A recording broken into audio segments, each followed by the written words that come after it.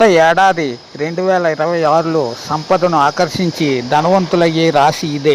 గురుడు, శుక్ర, శని గ్రహాల అనుగ్రహంతో ఆదాయం అమాంతం పెరుగుతుంది.